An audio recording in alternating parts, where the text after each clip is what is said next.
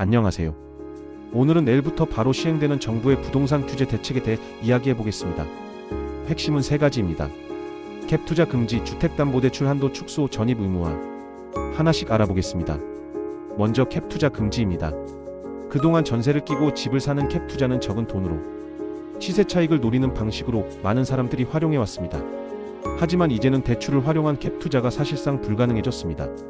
정부는 주택담보대출을 받는 사람에게 전입 의무를 부과합니다. 즉, 집을 사면 무조건 본인이 직접 들어가 살아야 합니다. 6개월 안에 전입해야 하고 최소 1년 이상 거주해야 합니다. 전세를 끼고 사는 건 안 되고 실거주가 전제되어야 대출이 나옵니다. 두 번째, 주택담보대출 한도는 최대 6억 원으로 제한됩니다. 이전에는 DSR 기준만 지켜지면 비교적 고가 주택도 대출이 가능했지만 이제는 아예 총액 기준으로 상한을 걸어버린 겁니다. 예를 들어 15억짜리 아파트를 사려면 6억 이상은 현금이 있어야 한다는 거죠. 이는 고가 주택에 대한 투자 수요를 억제하기 위한 조치로 볼 수 있습니다. 세 번째, 전세대출을 받은 상태에서 주택을 사는 것도 제한됩니다.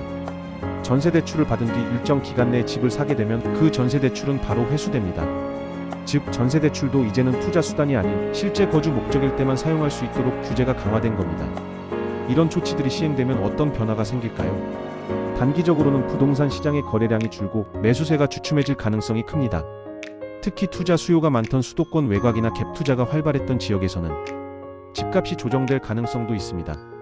반대로 실거주를 원하는 무주택자들에게는 투기 수요가 줄어든 만큼 조금 더 여유있게 시장을 볼 수 있는 기회가 될 수도 있습니다. 하지만 대출 한도까지 제한되면서 실수요자들 역시 부담이 커졌다는 점은 무시할 수 없습니다. 결국 이번 대책의 핵심은 투기는 막고 실거주는 보호하자. 하지만 그 과정에서 실수요자까지도 불편함을 겪을 수 있다는 점에서 정책 효과와 부작용은 좀 더 지켜봐야 할 것 같습니다. 지금까지 내일부터 시행되는 부동산 규제, 캡 투자 금지와 전입 의무, 대출 제한에 대해 정리해봤습니다.